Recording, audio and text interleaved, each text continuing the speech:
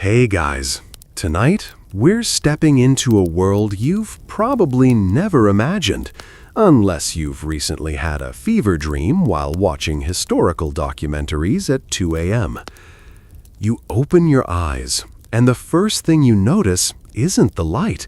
There isn't any light, really, just a faint orange flicker on the ceiling from a stub of candle that your mother left burning through the night. The room smells of vinegar-soaked cloths, a faint iron tang you can't name, and something sharp and earthy, like crushed herbs and moldy bread. Your nose is half stuffed, your ears are attuned to every cough echoing off the wooden beams above you, and your chest rises and falls with that one thought no child should have to think. Is everyone still alive today? Outside your straw mattress, you hear the slow creak of the shutters as someone checks the street. You're too scared to ask who's missing. The walls are hung with thick blankets, not for decoration or warmth, but to muffle the sounds from the outside and from the sick room next door. Your home has changed. Once it echoed with clinking pots and your baby brother's squeals. Now it's hushed. Your father mutters prayers under his breath. Your mother brews tea from something that looks like weeds and claims it will keep the bile away. You drink it, even though it tastes like the water under the pigsty. Because, honestly, if she told you to chew a boot for safety, you'd probably do it. You hear it again, that cough. It could just be the neighbor, or it could be something worse. You shuffle to the window, careful not to make the floorboards creak. The glass is blurry, bubbled, smeared. But through it, you see two figures pass, heads bowed, a bundle between them. You know what it is. Everyone knows what it is. It's wrapped too tightly, carried too carefully.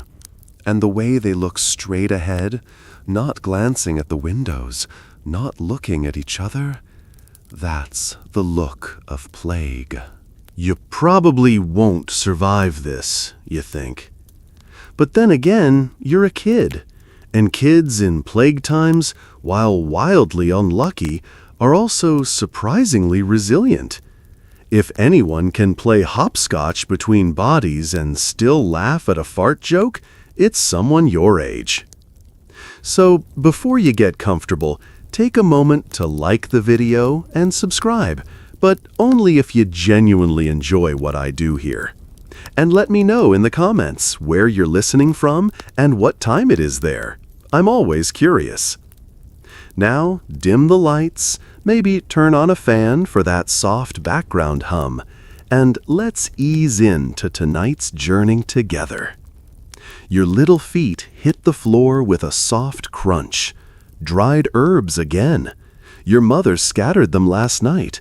Lavender, sage, maybe marigold. Something about keeping out the miasma. You're not sure what that is. But you pull on a too big tunic and find your wooden clogs under the bed. Outside the room, your house is hushed. The hearth glows weakly. The bread your mother left out is covered in cloth. You lift it, still warm. That's a good sign. She's there, bent over the fire, stirring something that smells like onions and worry. She doesn't look up, just says, "You slept late," and hands you a wooden mug. It's the tea again. You drink. You don't gag this time. That's progress. A few hours ago, the bell tolled. You counted 5 chimes. Yesterday, it was 3. The day before, 6. The church only rings the bell for one reason lately. Your friend Emmerich says it's to confuse the dead so they don't come back. Emmerich says a lot of things, most of them nonsense. But today, you hope he's right. You sneak outside when your chores are done. The air is thick. Not smoky exactly, but heavy, like the town forgot how to breathe. There's a sweet rot in the wind. Your house sits near the end of the lane, not far from where the cart turns the corner. It squeaks now and then, always before it appears. And when it does, the men pulling it never speak.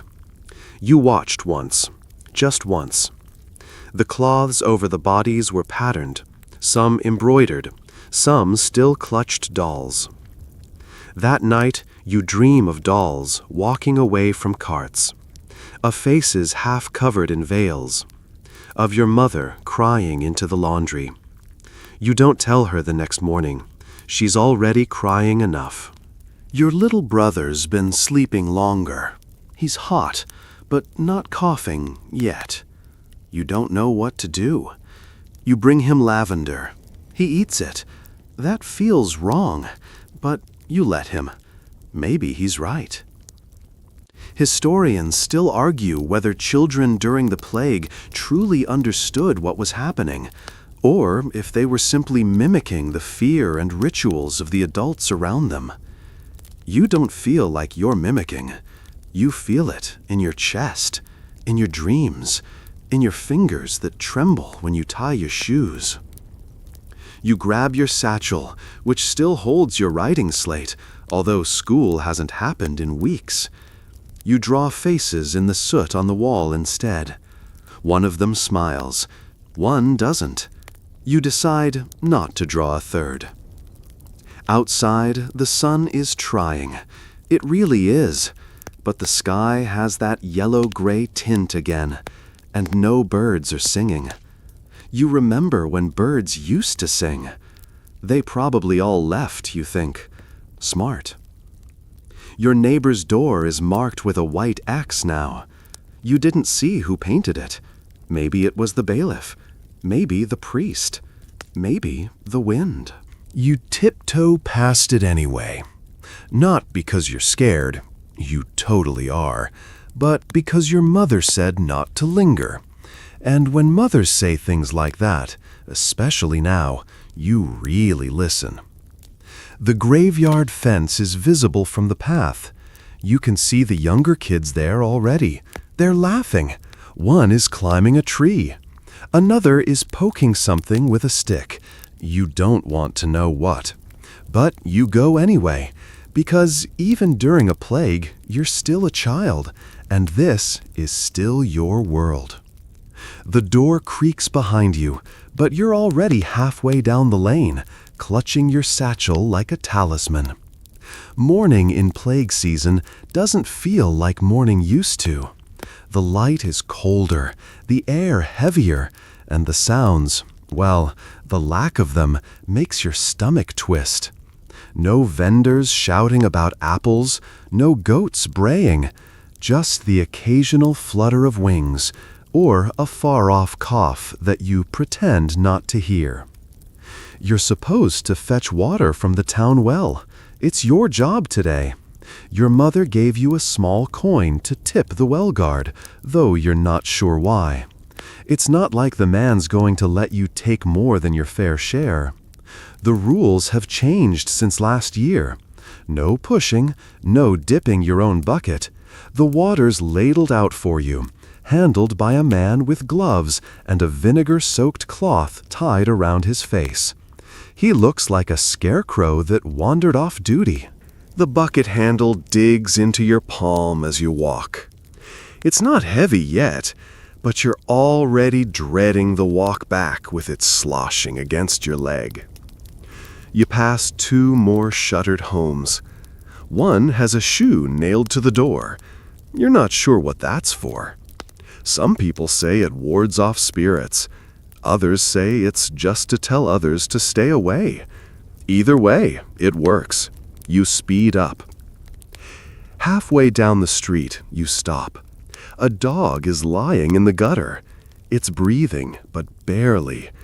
Its ribs move like wind-blown twigs. Someone's tied a rag around its leg, as if a child tried to help. You crouch beside it and offer a crumb of bread from your pocket. The dog doesn't move. After a while, you do. You walk faster. At the square, the well stands like a gray tooth in the middle of the cobbled plaza. A line has already formed, 6 people, spaced apart. One woman wears a rosemary wreath around her neck. Another clutches a wooden cross like a shield. No one talks. They just wait, eyes down, shoulders hunched like they're expecting the sky to fall. When it's your turn, the well guard doesn't speak. He just ladles water into your pail, then gestures for you to move along. You nod, clutching the bucket tight. The smell of vinegar from his cloth makes your eyes water. You don't cry, though. Not here. Not where people might see. On the way back, you take the long route past the market. It's mostly empty, but you spot Emmerich poking at something behind a cart. He waves you over, grinning. "Look," he whispers, "it's a pigeon's foot, just the foot." You're not impressed. "Don't touch it," you mutter. He shrugs and sticks it in his pocket. You wonder how he's not dead yet. Emmerich has a way of acting like the plague is just a game. Last week, he tried to sell magic feathers that would protect you from evil spirits. You bought one, even though you knew it was just a chicken feather he dipped in candle wax. It's still in your room, tucked under your pillow, just in case. A woman across the market suddenly sneezes. Everyone flinches.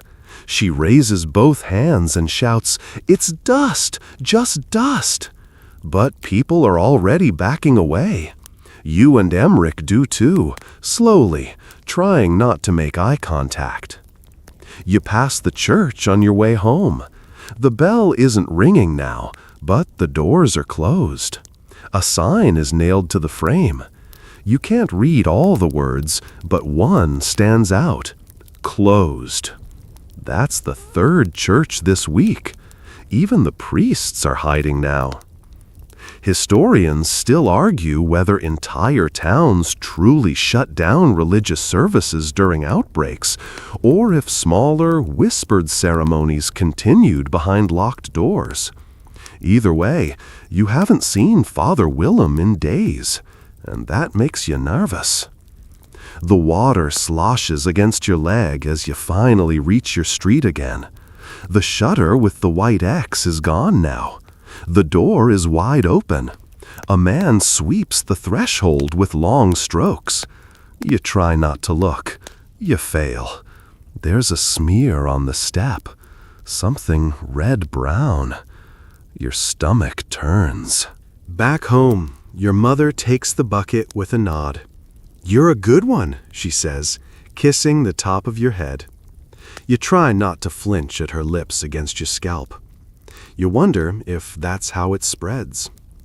She sets the water on the hearth, muttering about boiling it twice. You sit at the table and chew a piece of apple that's gone a little soft. You don't complain. Soft apple is still apple. Your father was outside, chopping wood. You watch him through the window. His movements are slow today. You can tell he's tired. Not coughing, thank the saints, but tired. You press your fingers against the glass, leaving 5 foggy prints. When you were younger, he used to carve animals for you out of leftover kindling. Little birds, a bear once. You still have them hidden under your bed. You touch the necklace around your neck. It's just string and a button, but he tied it there for you when the plague began. Keeps the bad spirits confused, he'd said. You're not sure it works, but you haven't taken it off. The sun starts to climb, but the light never feels warm anymore. It's like the sky's just pretending to do its job. You decide to sweep the floor, because there's nothing else to do, and because it makes you feel useful. Your mother nods. She's sewing something. Tiny stitches, neat and slow. Maybe she's trying to fix something that can't be fixed. You hear Emmerich calling your name from the lane. Your mother sighs. "Don't go far," she says, "and don't touch anything." You promise. Again. Outside, Emmerich has a stick and a piece of string. He's trying to make a trap for rats. "We can sell the tails to old Nan," he says. "She boils them in soup." You laugh. "No, she doesn't." "She might," he shrugs. That's the thing about plague times. People believe the weirdest things. You help him tie the string to the stick. It probably won't catch anything, but that's not the point. The point is that for a few minutes, you're just a kid with a stick and a friend. The bell hasn't rung in hours. No one's crying. And you almost forget that your little brother's fever was worse this morning. Almost. The smell hits you before you even open the cupboard. The unmistakable sour tang of mold. Breakfast is waiting on the table. 2 thin slices of bread, a curl of hard cheese, and something in a bowl that might be soup or might be regret. You sniff the bowl. Definitely regret. Your mother tells you to eat it anyway. "Waste is death," she says, like it's a proverb. Maybe it is now. You chew the bread slowly, wishing it were warm, soft, buttery. But it's hard, dry, with a spot of green in the corner you scrape off with your nail. You imagine you're a squirrel, surviving the long winter with nothing but bark and determination. Your little brother tries to nibble at the cheese. He gets a bite in before he starts crying. The taste, the fever, the noise in his head, who knows what sets him off anymore? You give him your piece. He tries to smile, but looks more like a sleepy fish. You miss porridge. You miss eggs. You even miss the boiled cabbage your grandmother used to make, the one that smelled like feet but tasted like a hug. There's no cabbage anymore. There's no grandmother anymore. You try not to think about either. The town's market, what's left of it, doesn't have much these days. Turnips, some barley, if you're lucky. Meat? Only if you know someone with a trap and bad aim.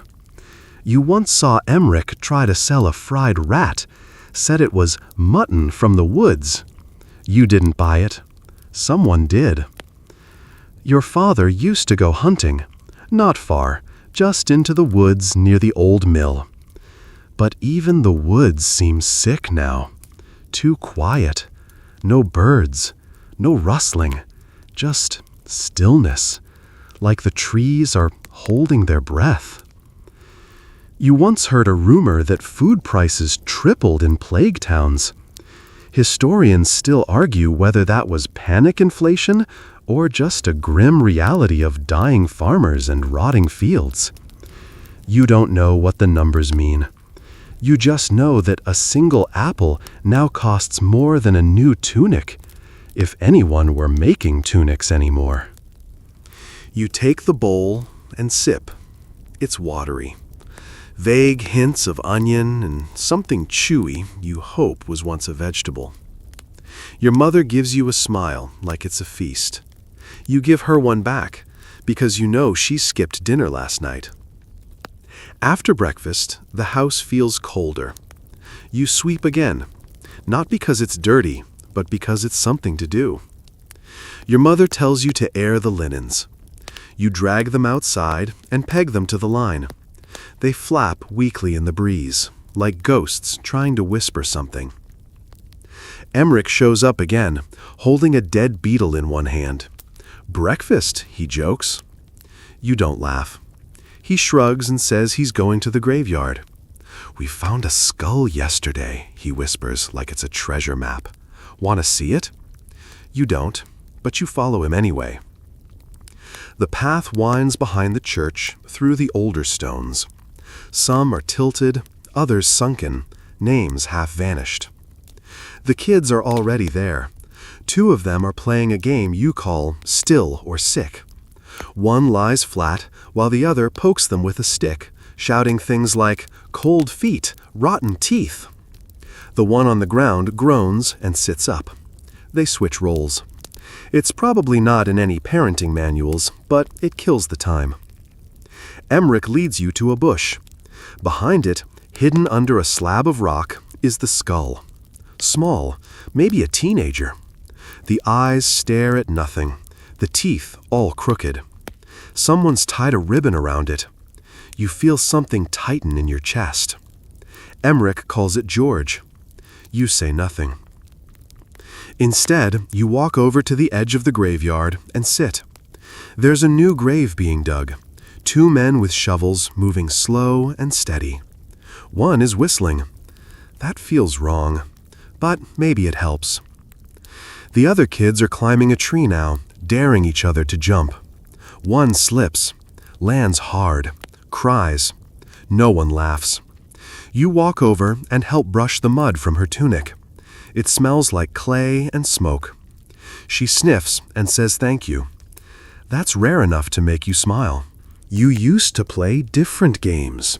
Tag, stones, a weird version of hide and seek that involved goats. But things are different now. Even your dolls have changed.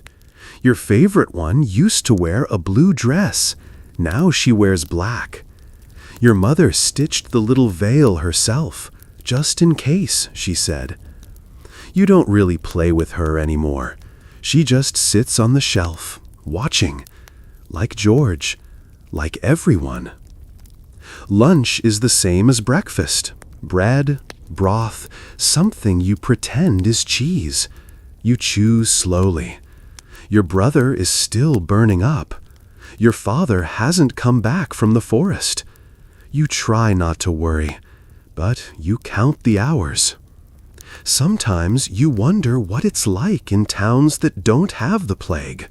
If they still have music, dancing, birthday cakes. You've never had one, but you've heard stories. Candles, singing, a whole pie just for you? It sounds like witchcraft.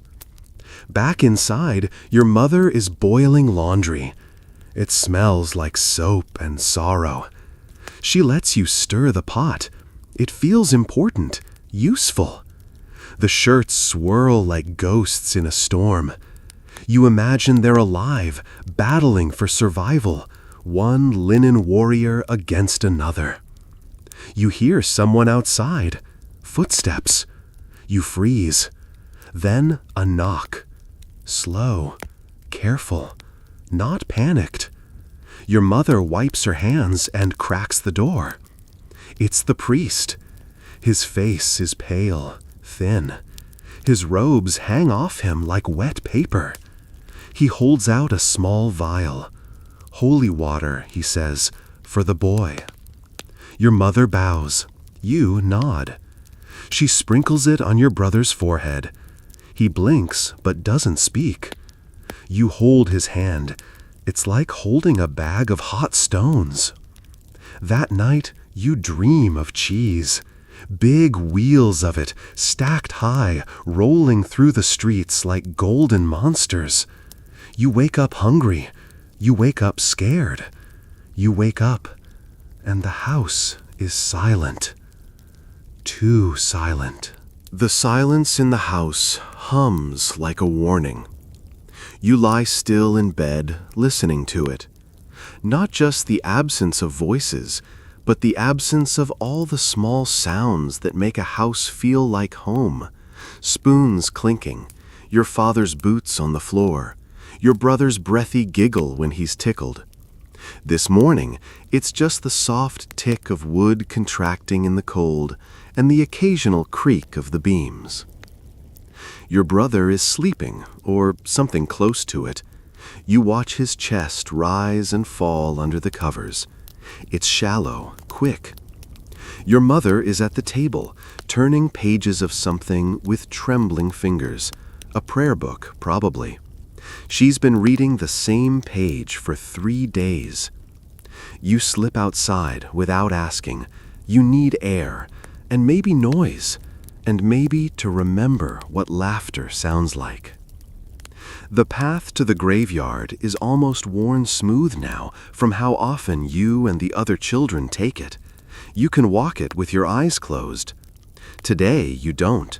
You want to see, to prove there's still color in the world. At the gate, Emmerich is already waiting, holding a long stick like a sword. "Finally," he grins. "They buried someone last night. Fresh dirt." Only in plague time does that qualify as exciting.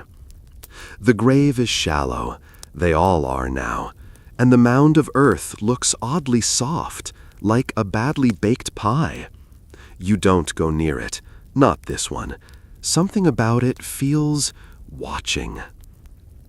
Instead, you and Emmerich head to the far side of the cemetery where the big yew tree stands. It's twisted and strange, with knobby branches that dip low like they're trying to whisper secrets. The perfect place for hiding. You play Tag the Tomb, which involves running from one grave to another while shouting the names carved in stone. Some are so old they've crumbled. Others are new, too new. One still has a stuffed doll sitting on top, soaked by dew, its button eyes clouded. Later, someone suggests Coffin Catch. It's not really a game, just a name you've given to balancing on the edge of sunken graves without falling in. One boy slips and lands flat on his back. The wind leaves him with a sharp hoof. You all pause. He gets up, grinning. Everyone laughs, even you. You sit with your back against a headstone and watch the clouds. They're moving fast today, like they know something's coming. Maybe more rain, maybe worse. There's a patch of grass near the back where someone's laid out sticks in a circle. You didn't see who did it. Maybe Emmerich, maybe something else. No one steps in the circle. Even the wild dog that sometimes follows the younger kids around steers clear. You wonder if that means something. Historians still argue whether children process death differently in plague years, whether they were desensitized or simply adapted the only way they could, through games and mock rituals that mimicked the world collapsing around them. You think it's both. You're not sure anymore where pretending ends and truth begins. After a while, you and Emmerich go exploring beyond the fence. There's a broken chapel back there, a stone ruin with half a roof and a floor covered in moss. It smells of damp leaves and old incense. You sit on the altar steps and tell ghost stories. He says he saw a spirit once, a girl with white hair and no eyes. You say maybe she was just someone sick. He says that's worse. You both nod. When it starts to drizzle, you return to the yew tree, where someone's built a small shrine out of sticks and bird bones. You add a pebble to it for luck. Emmerich ties a string around a branch. For the dead, he says solemnly, then adds, or for fun. Again, it's both. Back home, your mother scolds you for getting your tunic muddy. She checks your skin for bites, bruises, heat. Her hands linger a second too long on your forehead. You both pretend that means nothing. The house smells of broth again. This time, it's thicker, with something floating in it that could be meat. You don't ask what kind. You eat it slowly, savoring every bite like it's cake. Your brother sits up briefly, sips some water, then lies back down with a sigh. That night, the children in the graveyard are still in your mind. Their laughter echoes in your head, softer than it was in real life. You wonder if you'll dream of tombstones or dolls or the ribbon skull, or if maybe, just for one night, you'll dream of something else. You light the stub of a candle near your bed and hold your doll. She's cold, but her eyes, just 2 blue stitches, seem calm. You tell her the story Emmerich made up, the one about the spirit girl who guards the chapel. You change the ending. You say she turns into a bird and flies away. You sleep better after that. The world smells like warm stones and yesterday's stew as you walk toward the old church. The air is heavy, but still, like the town is holding its breath. You're not going to church exactly, not the way people used to. You're going to school, or what's left of school. It meets now in the crypt, not underground exactly, but low and dim and cool, with thick stone walls that keep out the worst of the wind. The regular teacher left weeks ago, ran off to the countryside or caught a fever, no one knows. Now it's old Brother Ulrich, who smells like old paper and has a beard that reaches his belt. He doesn't smile much, but he always brings hard candies. You don't ask where he gets them. You walk quietly, tracing your steps between puddles and patches of moss that shine in the soft light. The stone path is uneven, but you know it by heart. A sparrow hops along beside you for a while, like a tiny escort. You wonder if it has somewhere to be. The church door is open just enough to squeeze through. You push gently. It groans a little. All the doors groan these days, like even the wood is tired. Inside, the light is gray and sleepy. The crypt entrance is tucked beneath a carved arch, where the saints look down with kind, blank faces. You nod at them, just in case. Inside, it's quiet. Brother Ulrich sits by the candlelight, arranging slates on a low wooden bench. You and the others take your usual spots, spaced apart now, like stepping stones across a stream. The flicker of the candle dances on the stone walls, making shadows sway gently, like they're breathing. Today, the lesson is Latin prayers and numbers. You repeat each line slowly, carefully. It feels like chanting, like a lullaby made of syllables you only half understand. You like how it sounds in your mouth, soft, round. The words echo gently in the cool air, and you imagine the stone remembers them, holds them close. Emmerich sits 2 rows over. He's trying to draw something on his slate. You sneak a peek. It's a horse, with a beard. You stifle a laugh. He catches your eye and winks. Brother Ulrich raises one eyebrow without even turning. How does he always know? You write your numbers. You get to 12, then 13, and then skip 14. Not on purpose. It just feels like a number that's missing from everything these days. You correct yourself.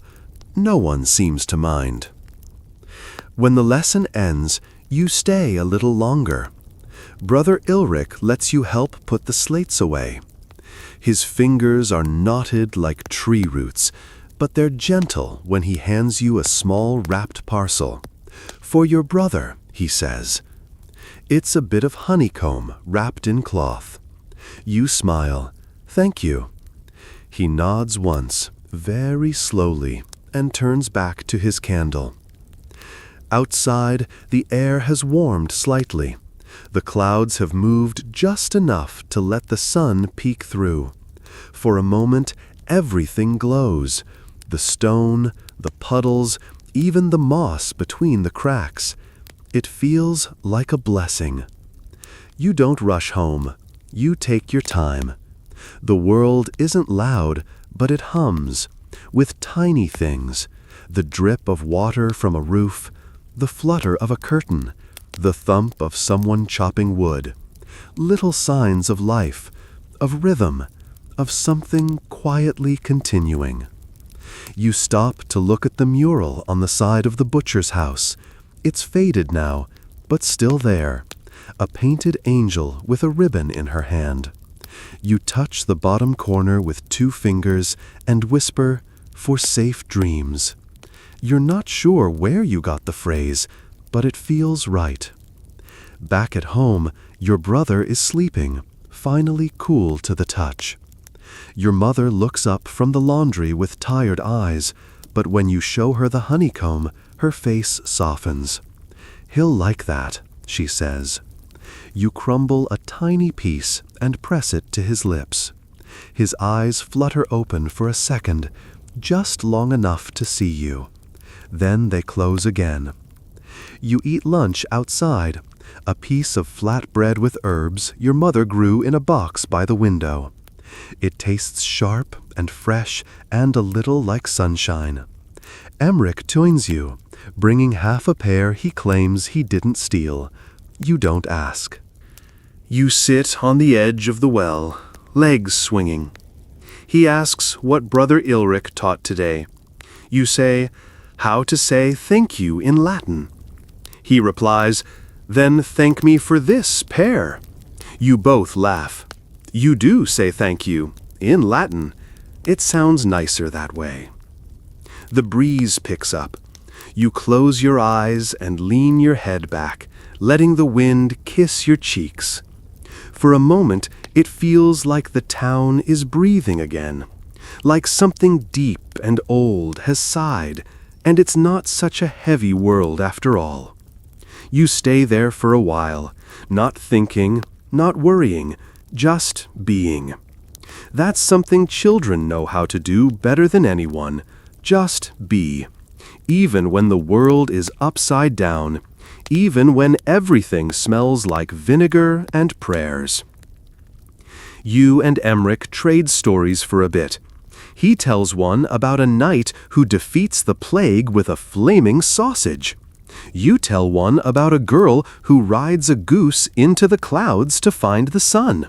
They're both ridiculous. You love them. Later, you walk home slowly, hands in your pockets, watching your shadow stretch long on the cobblestones. A cat crosses your path, pauses, and stares at you like it knows a secret. You stare back. "You first," you whisper. The cat blinks and walks away. Inside, your mother is humming again. Your brother is resting easy. Or maybe the quiet helped. Or maybe just knowing someone remembered you helped. You lie down early, just because. You tuck your doll under your arm. She smells faintly of lavender. The candle flickers beside you.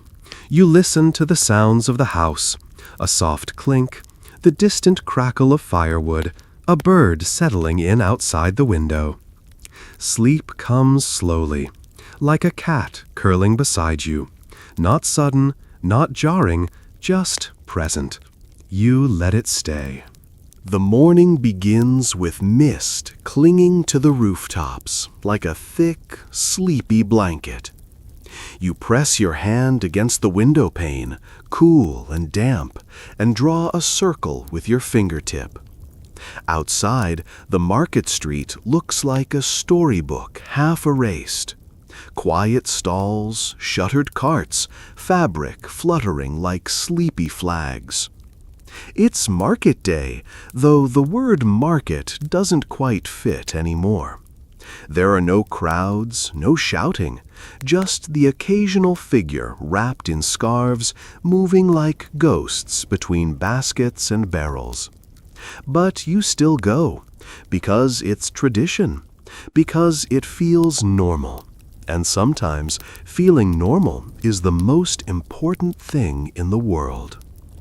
You and your mother walk together. She carries the small pouch of coins close to her chest, and you carry the cloth bag that used to hold apples and cinnamon, back when apples and cinnamon were a regular thing. The air smells faintly of wood smoke and wet earth. The buildings lean in, their shutters blinking against the pale sun. You see Emmerich on the corner, holding a bunch of herbs in one hand and a look of extreme confidence in the other. "Wormwood," he announces proudly, "keeps away the cough." You nod solemnly. "Smells like old socks." He shrugs. "Still magic." You reach the first stall. It's the fishmonger's cart, or it used to be. Now it holds a few pickled items in jars, and something that might once have been dried herring. Your mother buys none of it, but thanks the woman behind the stall anyway. Politeness feels like currency these days. A little farther on, you pass the baker's window. It's dark inside, the shelves empty. A sign hangs crookedly, written in soft, curling script. "Back soon." It's been 3 weeks. The door is tied shut with twine and a sprig of rosemary. You and your mother both glance, then glance away. "He once painted you and your brother as kings, crowns and all. The picture hangs by your bed. Your brother still points to it, even when he's too tired to speak, especially then. At home, the fire is warm, the bread is split in half, and your mother brews the herbs with care. The house smells sweet and strange, a mix of mint, lemon peel, and hope. You help her stir, standing on tiptoe, pretending to be an apothecary's apprentice. She smiles and hands you the spoon. You hum while you work, a little song with no words, just the rise and fall of notes, like soft hills. Your brother stirs in his sleep. The steam curls upward like a story being told without sound. Later, you curl up by the window, eating your apple slice by slice. Outside, a few people move about, cautious, quiet, but present. You watch an old man feed pigeons in the square. You didn't know there were still pigeons. You feel oddly proud of them. The market has changed, but it still exists, and so do you. The bread still tastes like something worth sharing. The walk still smells like home.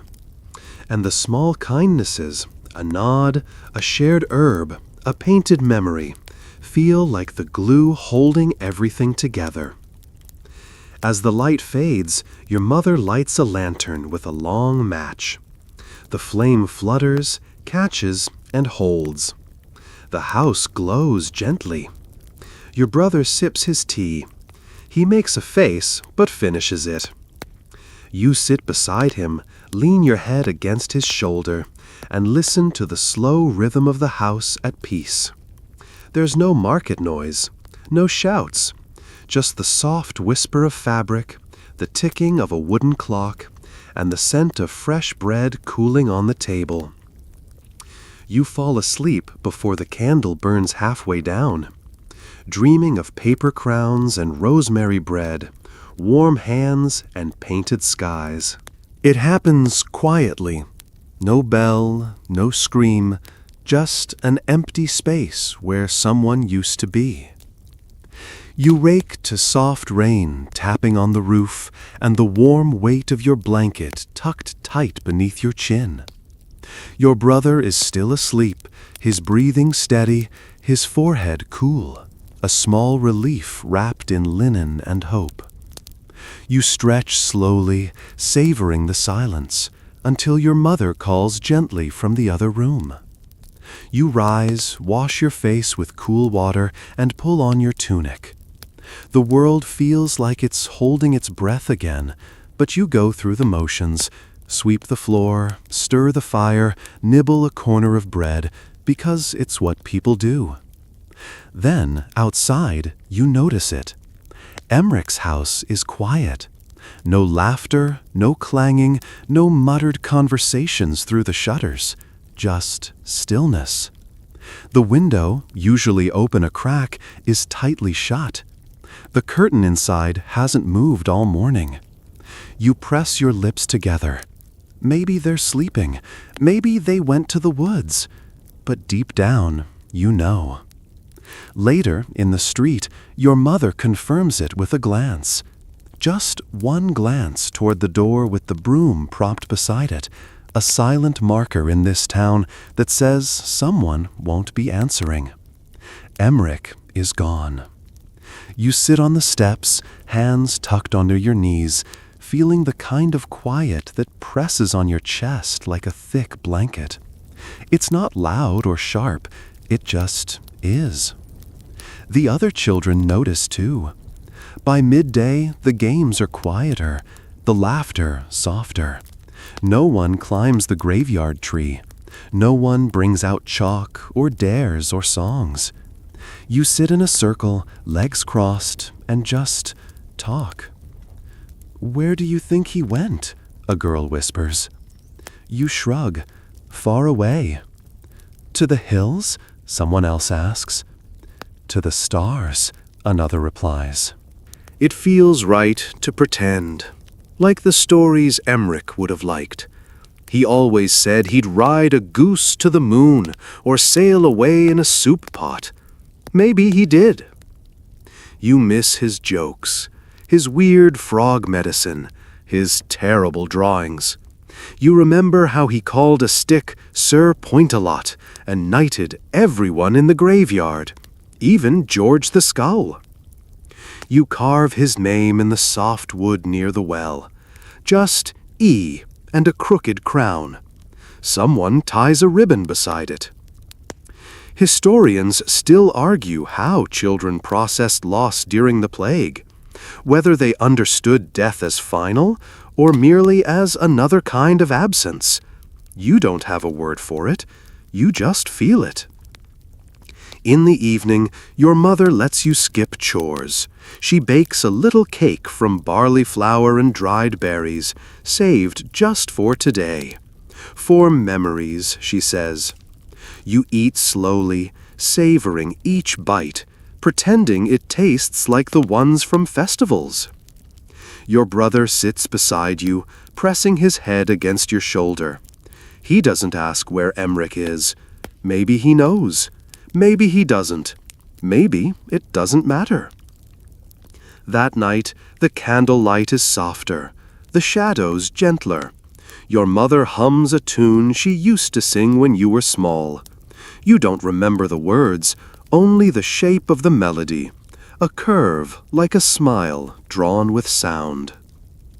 You lie in bed, staring at the ceiling. You whisper stories to yourself.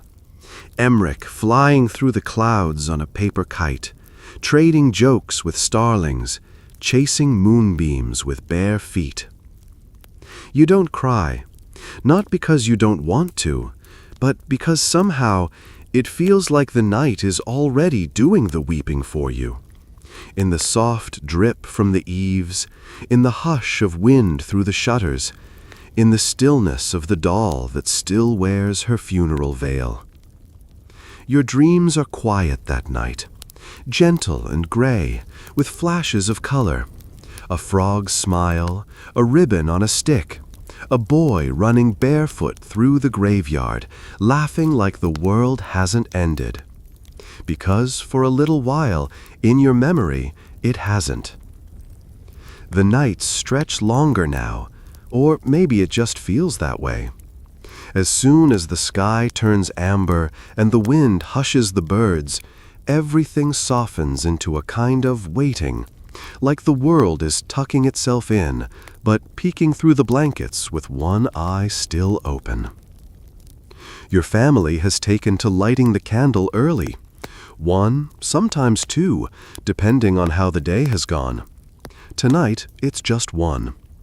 The little flame dances in its clay holder, casting golden pools of light across the table where your mother threads a needle slowly, carefully, mending the hem of your brother's tunic, even though he hasn't worn it in days. Outside, the sounds are sparse. A footstep on gravel, a cough far away, Once in a while, the wooden creak of a wagon, its wheels heavy and slow. You've learned to count the steps it takes to pass your home. 12. Always 12. Your brother is awake tonight. He's not talking much, but he's looking around more. You help him sit up on the floor cushion and offer him a bit of broth. He sips and makes a face, but he finishes it. Tastes like rain, he mumbles. You smile. The clean kind, you say. Sometimes, when he's drifting between sleep and waking, he talks in a whisper. Little phrases, a song fragment, a story you told weeks ago. Tonight, he just says, "Did you see the stars yet?" and then falls quiet again. You tell him no, but you will, and you mean it. Later, you help your mother fold the linens. Her hands move slowly, and you mirror her, corner to corner, soft and steady. You like the rhythm of it. It's like the house breathing with you. Before bed, you kneel by the window, not because you're told to, but because you want to. You press your forehead gently to the glass. It's cool. Outside, the street lies like a sleeping animal, still but not empty. A single lantern glows 2 doors down, swaying slightly in the breeze. It feels like someone holding on, just like you. You whisper a few lines of the evening prayer. Not the whole thing, you never remember the middle part, but the start and the end feel like bookends to your day. Keep us through the quiet, you murmur, and bring us into the morning. It sounds like a spell, a wish, maybe both. Historians still debate whether children developed their own prayers during plague years, passing whispered rituals from one to another like folded notes. You think they probably did. You know you do. Back in bed, your blanket is warm from the fire's touch. Your doll sits where she always does, hands folded, veil slightly askew. You fix it gently, smoothing the tiny cloth with your thumb. There, you whisper, we're all tidy now. The night sounds grow richer. A dog barks once. A shutter slaps in the wind. Somewhere, faint and far, a lute is strummed. Just 3 notes, then silence. You wonder who's still playing music, and if they play for themselves or for someone who's no longer listening. The fire pops softly. Your mother moves through the house with her evening candle, checking latches, adjusting a shawl, straightening a chair. It's not about cleanliness, it's about care. About making sure the home still feels like home, even when the world beyond the door forgets how. Your father hasn't come back from his errands, but your mother doesn't look worried. Not yet.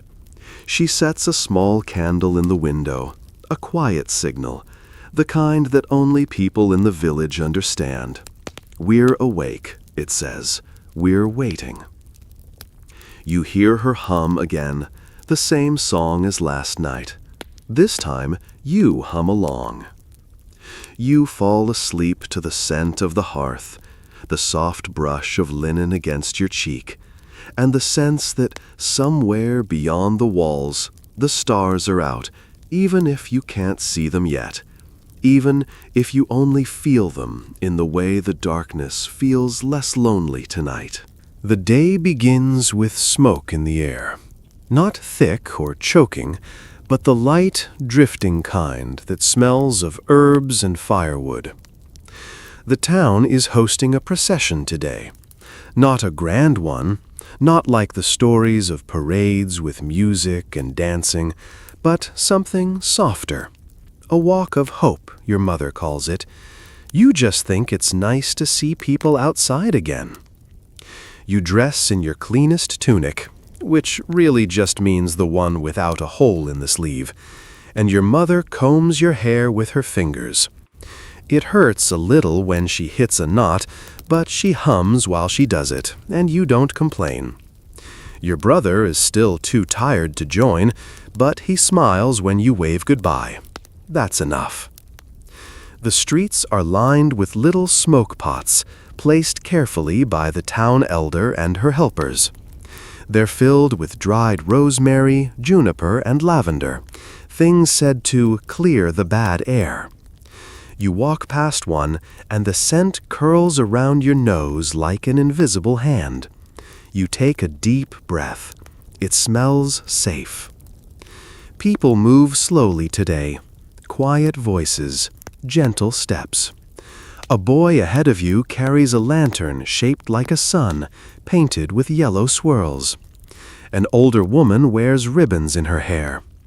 Your mother holds your hand tightly, but her fingers aren't trembling. As you turn the corner near the baker's alley, a group of townsfolk begins to sing. Not loud, not perfectly, but together. The melody rises and falls like a wave, simple, familiar, like something sung to children before bed. You don't know all the words, but you hum along, mouth closed, letting the sound carry you. The procession circles the square once, then pauses by the old stone fountain. The priest steps forward, lifting a small branch of dried blossoms. "For those we've lost," he says, voice steady, "and for those still with us." He dips the branch in a bowl of water and flicks it gently toward the ground. The droplets sparkle briefly in the pale sun before disappearing. Historians still wonder whether these processions were acts of faith or moments of fragile unity, rituals to feel in control of something uncontrollable. All you know is, for a few minutes, everyone in town stands in the same rhythm, breathing the same smoke, humming the same tune, and that matters. A child hands you a flower, a scruffy little daisy, bent at the stem. You don't know her name, but you smile and tuck it behind your ear. You think Emmerich would have laughed at that, then said it made you look like a goose. You smile wider. When the ceremony ends, people linger, not with urgency, just with presence. They exchange herbs, light more smoke pots, whisper small prayers. Someone hands out spiced cider, warm and sweet. You sip it slowly, the heat curling into your fingers. You and your mother walk home slowly, letting the breeze lift your hair. There's no rush. The town feels softer now, as if the streets themselves have exhaled. The smoke pots continue to smolder, their scent floating into every doorway. Back home, you place the daisy on the windowsill beside the doll. She looks surprised somehow. You decide she's now attending a festival. You give her a tiny ribbon from your sleeve. A party guest deserves an outfit. Your brother asks what it was like. You sit by his side and tell him everything. The songs, the flower, the boy with the sun lantern. "Were there drums?" he asks. You think, "No," you say, "but the ground felt like a drum when everyone walked at once." He nods like that makes perfect sense. That night, your mother lights a small bundle of dried herbs near the hearth. The scent fills the room with something warm and green, like the forest after rain. You all sit near the fire, not speaking much, just being close. You curl up in your blanket, the daisy still tucked behind your ear. Your doll leans slightly in her corner. Your brother is already asleep. You watch the candle dance and imagine the smoke pots still burning down in the street, little beacons that say, "We're still here." You fall asleep with that image glowing behind your eyes. Not fire, not fear, just light, just togetherness, just a procession of quiet hope beneath a sky that seems, tonight, a little closer. You never notice the moment childhood ends. It doesn't come with a sound or a sign. It doesn't knock on the door or whisper in your ear. It just settles into you one morning like dust on your shoulders, quiet and certain. Today feels different. Not sad, not frightening, just heavier. You wake up before the candle's even lit. The house is still. Your mother curled in a chair by the hearth, half asleep with a piece of mending on her lap. She blinks when she sees you. "You're up early," she says. You shrug. Your brother sleeps peacefully, his hand curled under his cheek. The fever passed 2 nights ago. Not fully, but enough that you're letting yourself believe he'll be all right. You watch the rise and fall of his breathing and feel a warmth that's deeper than fire. You dress yourself, fold your blanket neatly, and sweep the floor without being asked. Your mother notices, but doesn't say anything, just watches with a look you can't name. Outside, the morning is cloudy but calm. You walk alone today, not to play, not to fetch water, just to be in the world for a little while. The streets are quiet. The breeze carries the faint smell of smoke and damp earth. You pass the old-school crypt and glance inside. Brother Ilric is there, reading to no one. You nod. He raises his hand slowly in return. At the graveyard, you sit by the biggest tree and watch the wind move through the grass. Some of the younger children are playing nearby, laughing over a rock that might be a magic coin or just a shiny pebble. You don't join. Not today. You sit and think. You think about Emmerich, about your father, still gone, about the woman who gave you the daisy. You think about how much of life is made up of small things that keep going, even when everything feels uncertain. You hear someone approaching. It's the artist, the one with the chalk and berry-stained fingers. He doesn't say anything, just sits beside you with a folded scrap of cloth. He opens it to reveal a small painting. It's you and your brother sitting by the fire. The lines are soft, the colors warm. You're both smiling. He hands it to you without a word. You hold it carefully, like it might melt. "Thank you," you whisper. He just nods and stands, brushing dust from his knees. Then he's gone again, back down the path, humming something soft.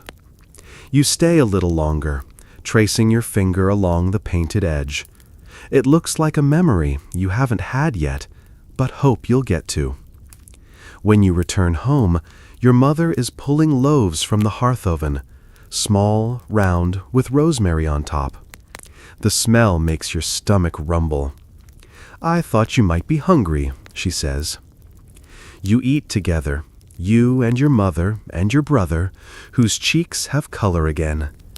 The bread is soft, warm. It crumbles in your hand, but holds together just long enough to feel whole.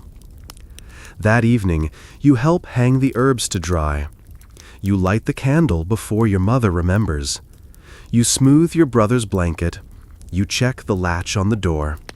You do it all without thinking, not because you're told, but because it feels like part of you now. Historians wonder how children adapted so quickly, how they stepped into roles and responsibilities with such quiet grace. You wonder too. But maybe it's not about choice. Maybe it's about love. The fire crackles gently. Your doll still sits in her corner, veil slightly askew, daisy tucked into her sash. You smile and straighten her crown. That night, you lie in bed and stare at the ceiling. You don't fall asleep right away. Instead, you listen to your brother's soft breath, to your mother's quiet stitching, to the whisper of wind in the chimney. And you think, I made it through another day. Not as a child who plays in graveyards, not entirely, but as someone growing into the kind of person who still believes in daisy crowns and sun lanterns and songs that carry through smoke. And that feels like a kind of magic, too. The sun peeks through the clouds, like someone gently lifting a curtain. Not bright, but curious, pale and soft. You step outside with a handful of twigs for the fire and pause to feel the warmth on your face. It's been a long time since the sky looked friendly. Today is a festival day, not a grand one with banners and music, but a village day, a time to chase out the shadows with fire, laughter, and a bit of pageantry. Your mother calls it the Day of Smoke and Light. No one remembers exactly where the tradition came from, but it's older than the graveyard, and probably wiser too. People gather at the edge of the village where the road bends around the old oak. There's a stack of dry wood there, decorated with herbs, little ribbons, and paper charms scrawled with hopes. Some are silly, no more turnips. Others are simple, let us stay. One just says, Emmerich. You tie your own piece of cloth onto a branch. Keep the warmth in our house. You don't sign it, you just press it into place, smoothing it with your thumb. The townsfolk light the pile at dusk. It catches slow at first, then fast, then all at once, crackling and hissing, spitting golden sparks into the wind. Everyone stands back, but no one turns away. You've never seen something so big on fire before. The heat makes your cheeks flush, the air thick with the scent of rosemary and cedar, and 100 other things that don't quite belong together, but somehow do. People begin to sing. No lyrics, just hums and open vowels. The sound rises like smoke, curling and swirling with the flames. You join, shyly at first, then louder. Your mother sways beside you. Someone passes a hand drum around, and the beat begins, slow and steady, like a heartbeat. Children toss dried leaves into the flames, one by one. Some whisper wishes as they do. Others dance in small circles, their arms raised like saplings. You watch, then you join. Not because you believe it will change anything, but because it feels good to move. Your brother stands nearby, wrapped in a blanket, leaning against your mother's hip. He's tired, but smiling. He claps once when a spark flutters high into the night. You clap too. Historians have argued whether plague time festivals were acts of superstition, acts of defiance, or simply a way to remind people what joy felt like. You think it doesn't really matter. Tonight, joy feels real enough to touch. You get close to the fire, not too close, and hold your hands out. The warmth sinks into your skin, into your bones. Someone laughs behind you, a sound so sudden and full that it startles a bird from the oak tree. It flutters away into the night. The fire keeps burning. The singing continues. People begin to share food, small bits, whatever they've saved. Your family brings barley cakes. Someone else passes around sweet nuts. There's a kind of cider that fizzes slightly on your tongue. It makes your cheeks warm. You grin. Someone sets off a lantern, not a loud one, just a gentle paper shape lifted by warm air. It floats above the firelight, drifting into the dark like a glowing idea. You and your brother watch it until it disappears. Later, when the fire starts to settle into embers, the older children begin a game of shadow stories. They hold their hands in front of the glowing coals, making rabbits and wolves on the stone wall behind. You try a bird. It's more like a moth, but your brother loves it anyway. The fire crackles low. People begin to leave, slow and easy, trailing songs behind them like ribbons. You stay a little longer, your mother's hand warm in yours, your brother snuggled between you. You don't want the fire to end. Not because of the light or the songs, but because of the way it made everything feel whole for a while. Like the village wasn't afraid. Like you weren't either. You walk home by lantern light, feet scuffing the dirt, heart full. The stars blink above, gentle and curious. You wave goodnight to them, just in case. At home, you wrap your brother in an extra blanket and place your own festival charm above the hearth. It smells like smoke and pine. You hope it keeps the warmth in. Your mother tucks you in. She hums the same tune from the procession, and this time you know the words. You sing them softly to yourself as your eyes close. And for the first time in a while, you dream of light. You hear it before you see it. That soft, familiar sound, tucked between spoon clinks and fire crackles. A cough. Not yours, not your brother's. It's your mother. You pause in the doorway, watching her stir the pot over the hearth. She's humming, but there's a stiffness in her shoulders today. Her movements, usually gentle and smooth, are slower, measured, careful. You pretend you didn't hear it. Maybe she didn't either. But later, when she leans against the table with one hand and presses her other to her chest, you feel it like a shift in the air. The day goes on. You sweep, you fold, you help your brother with a riddle game, but all the while you're listening, counting, the rhythm of her steps, the quiet pauses between her words, watching the spoon slip from her hand just once. You offer to finish dinner. She smiles, grateful but tired. Just for today, she says. That night, the house feels both smaller and more echoey, like someone moved the walls farther away. Your brother notices too. He sits closer than usual, tugging gently at your sleeve. "She's okay, right?" he whispers. You nod, automatically, because it's what you're supposed to do. When bedtime comes, your mother doesn't hum.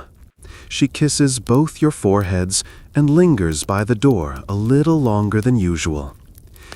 "You're very good," she says, quietly, "both of you." You lie in the dark, watching the candle's final flickers. Outside, the wind carries the faint scent of wood smoke and something you can't place, sharp and herbal. Maybe someone else has lit a smoke pot. Maybe someone else is worrying too. The next morning, she's still tired, paler, but upright. She braids your hair gently, and you braid hers too, just like she taught you. Her fingers tremble just once. You pretend not to notice. The day passes softly. Your brother draws a castle with crooked towers. You help him add flags. You step outside to fetch water, and the sky feels close, low clouds moving slowly, like wool being pulled across the world. When you return, she's sleeping in the chair. Her hand rests in her lap, open. You cover her with a blanket, kiss her temple, and return to your chores without a word. Historians often speak of the quiet strength of women during the plague years, how they cared for homes, children, and the sick, even as illness crept into their own bones. But they rarely mentioned the children who watched them, who learned from every glance and sigh and silence how to carry that same strength. That evening, you make the tea. You serve the soup. You brush your brother's hair and fetch his slippers. You whisper stories about brave animals and hidden stars and enchanted woods where no one ever coughs. Your mother smiles. "You're becoming someone," she says. You want to ask what, but instead you squeeze her hand. "I'm just being me."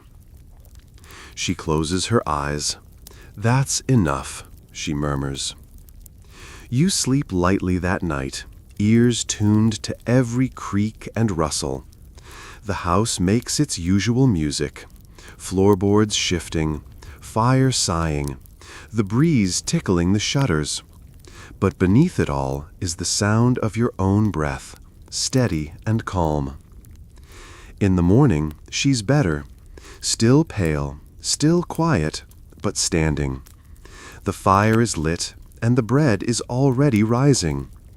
Relief floods you so fully, it feels like sunlight under your skin.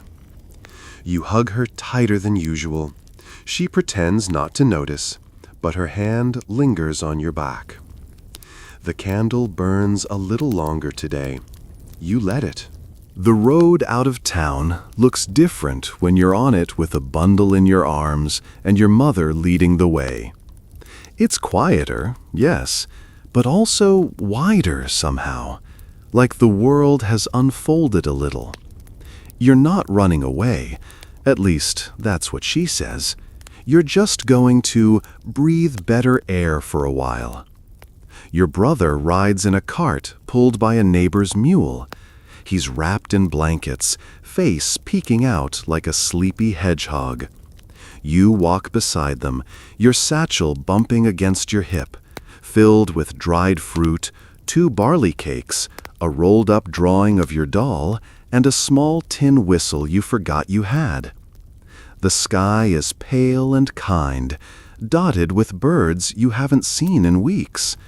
You didn't even realize how much you'd missed them, just being there, flapping and wheeling like life never stopped. You watch a pair chase each other across the clouds and feel something tug at your ribs. Leaving feels strange, like taking a deep breath that doesn't quite fit in your lungs. You're excited, a little afraid, mostly curious. Your mother says the village in the hills has fewer people and better herbs. She says it with the same voice she uses when she says things will be all right. You believe her, mostly because you need to. The road is soft beneath your feet, dirt packed smooth by years of wagons and walking. Here and there, wheel ruts hold tiny puddles that reflect the sky. You avoid them like stepping stones in a game, careful not to splash. Your brother falls asleep. You hum to the mule. Your mother walks in silence. You pass a field of wildflowers, and she stops. Just for a moment. She picks 3, 1 for each of you, and tucks them behind your ears. "To bring the smell of home with us," she says. You don't correct her. You like how it sounds. Further on, you pass an abandoned inn. The windows are boarded and vines climb up one wall like green fingers. You peek through a crack in the boards and see a table still set with cups and plates, frozen in time. You imagine a feast that was interrupted, a joke that was never finished. You whisper goodbye to the table and move on. Lunch is shared beneath a tree that hums with bees. The cakes are dry but sweet. Your mother pours water into tin cups, and the 3 of you sit in a triangle of shade and warmth. You stretch your toes in the grass, feeling the cool earth rise to meet them. Historians sometimes call these journeys plague migrations, a mix of flight and hope. But you don't feel like you're fleeing. You feel like you're searching for calm, for clean air, for something green and growing. The path narrows into a lane between hedges. A small fox darts across your path, tail like fire. Your brother gasps. You all pause to watch it disappear into the underbrush. A good sign, your mother says. Foxes find the quiet places. By afternoon, your legs ache, but you don't complain. Every hill feels like a stairway to somewhere better. The wind is soft here. The sky is bluer. The road smells like mint and moss. You reach a stream and stop to drink. The water is cold and tastes like stone and light. You splash your face and feel more awake than you felt in weeks. Your brother dips his hands in and laughs. You laugh too. By evening, you spot smoke rising gently from behind a line of trees. A small cottage, your mother says, a place we can rest. The thought fills you with something warm and fizzy, like cider on festival day. When you arrive, the cottage is real. Stone walls, a crooked chimney, a wooden door that groans but opens. Inside, it smells like old apples and thyme. There's a bed, a hearth, a stool with a wobbly leg. It's perfect. You help your mother unpack, setting your satchel near the fire. Your brother curls up with his blanket and the drawing of your doll. You sit beside the hearth and let the warmth soak into your bones. That night, you lie on a straw mattress with a quilt tucked under your chin. The window above shows stars you haven't seen in so long. You press your fingers against the glass and count them, one for each step you took, each turn in the road, each hope packed into a satchel and carried with care. You fall asleep listening to the sound of water somewhere nearby and the steady breath of your family beside you. The journey isn't over, but you've arrived somewhere gentle, and for now, that's more than enough. You wake to the sound of birds. Not just one or two, but a whole conversation. Chirps and whistles and little wings fluttering in the trees just beyond the cottage. It's like someone turned the volume back up on the world, and you didn't even know it had been quiet. Your mother is already outside, gathering herbs near the stream. Her sleeves are rolled up, and there's color in her cheeks again. You watch for a moment before joining her, stepping carefully over mossy stones, your feet still sleepy but light. She shows you which leaves to pluck and which to leave. "This one helps with sleep," she says, brushing a sprig of lemon balm between her fingers. "This one's good for fevers." You nod, tucking the names away in your head like new words to a lullaby. Back at the cottage, your brother is drawing again. He sits on the floor with his legs crossed, brow furrowed in concentration. Today's masterpiece is a house with a garden, a tree full of birds, and 3 stick figures holding hands. You recognize yourselves immediately. He's drawn a 4th figure off to the side, waving. "That's Emmerich," he says. You smile and kiss the top of his head. The cottage feels like a dream stitched together from soft things. Wool blankets, round stones, steam curling from a cup of tea. You help your mother patch the roof with straw and clay. It's messy and slow, but satisfying. Every handful you press into place feels like building something that matters. In the afternoons, you explore the hills behind the cottage. They roll like gentle waves, dotted with wildflowers and patches of long grass that whisper when the wind runs through them. You find a place where the trees part just enough to make a secret room, and you name it the Sky Hall. You bring your brother there, and he lies on his back, pointing out clouds. "That one looks like a goat wearing a crown," he says. You nod solemnly. A royal goat. One evening, your mother finds a bundle left at the door. Bread wrapped in linen and a jar of honey. A note written in wobbly script. "Welcome, the hills are kinder." She presses the note to her heart for a moment, then pins it to the wall. It stays there for the rest of the summer. You begin to mark days not by bells or coughs, but by quiet things. The first morning you didn't think about the old village. The first night your brother slept without a fever. The first time you laughed so hard at a joke you spilled your cup. Historians don't often write about these moments. They write about numbers and dates, about contagion and loss. But you think they should have left space for soft days, for the way you learn to braid grass into crowns, or how a cat appears one morning and decides you belong to it. One day, you return from gathering firewood to find your brother balancing a plate on his head, declaring himself lord of the cottage. Your mother curtsies. You follow. The cat blinks slowly in approval. You name her Queen Paws. Life doesn't return to what it was. It becomes something else, something quieter, but no less real. You still have moments of worry.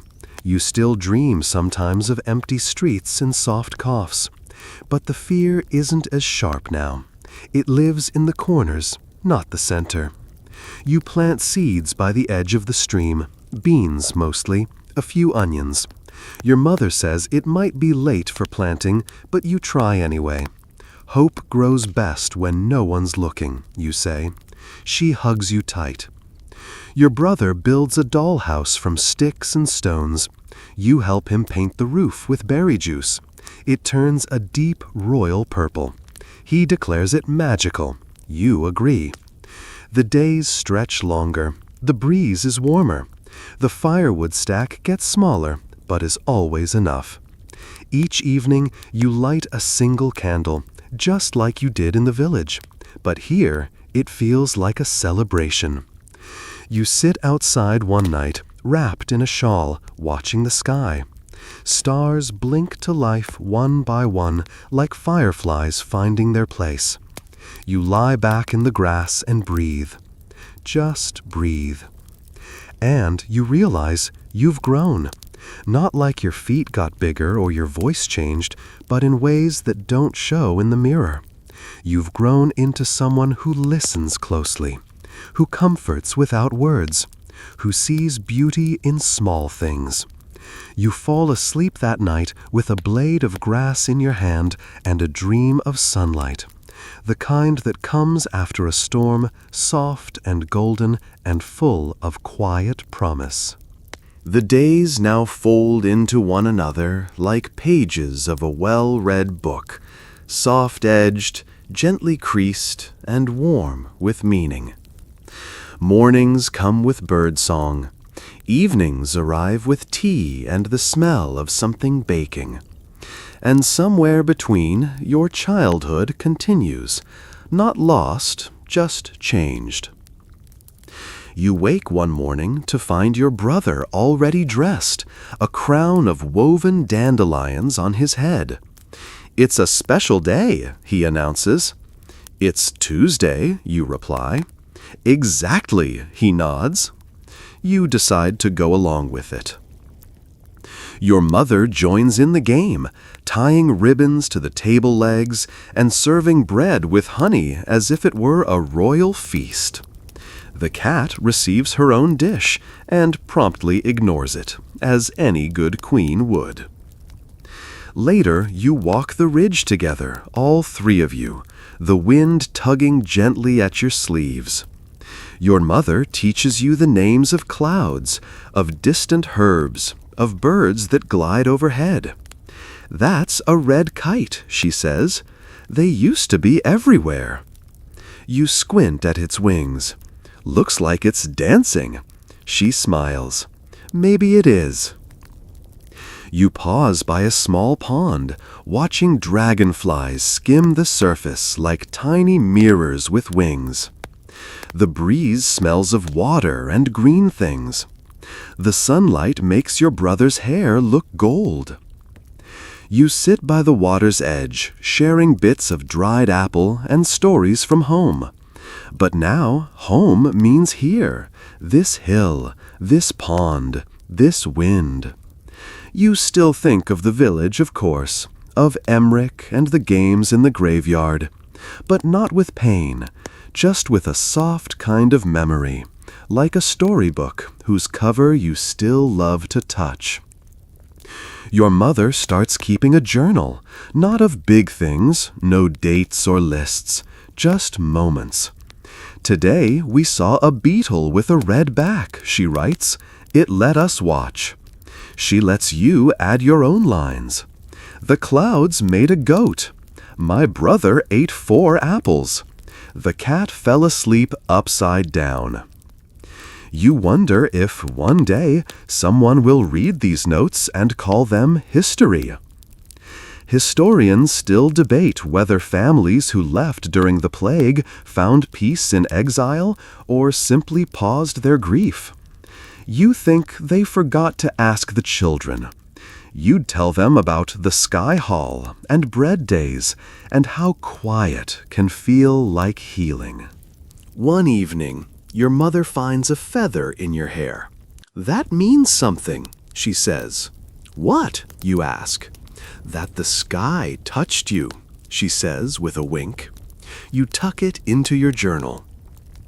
As summer fades, the garden by the stream begins to grow.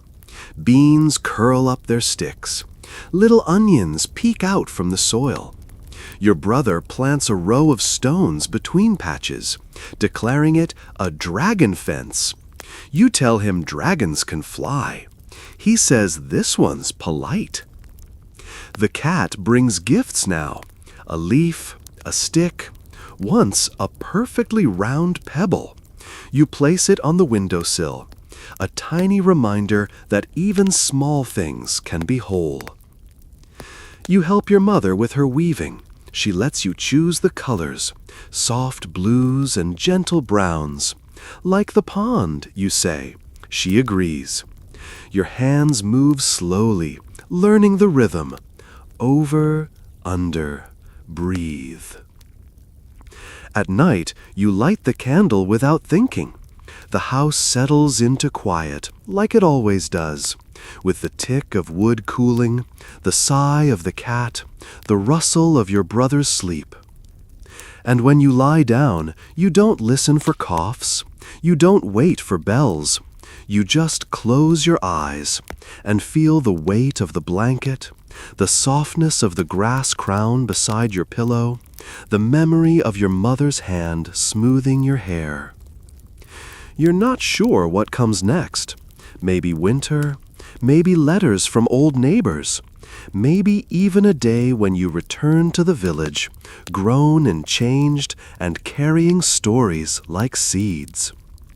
But for now, you are here, alive, still a child, but with roots deeper than you ever expected. And tomorrow will come like it always does, quietly, kindly, with the scent of bread and the whisper of something green still growing. And now the fire is low. The candle's just a quiet glow in the corner. The day has folded itself away, like a worn blanket laid carefully across tired shoulders. You lie in your bed once more.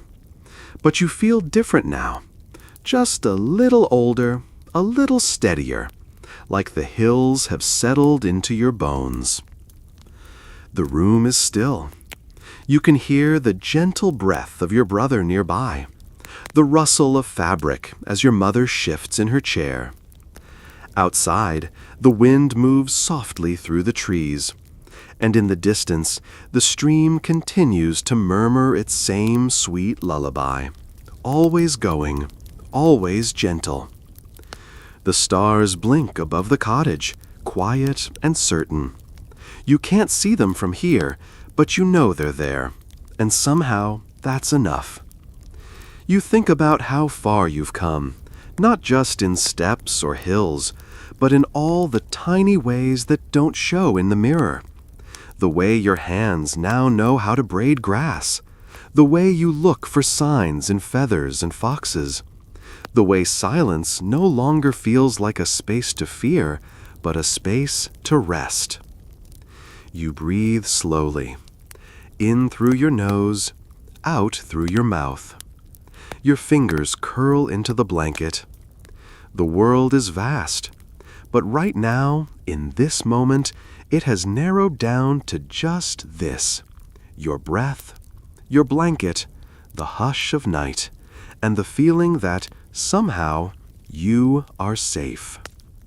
So let it all go now. Let the stories blur into dreams. Let the past drift softly behind you.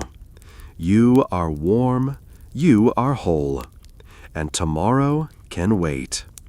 Sweet dreams.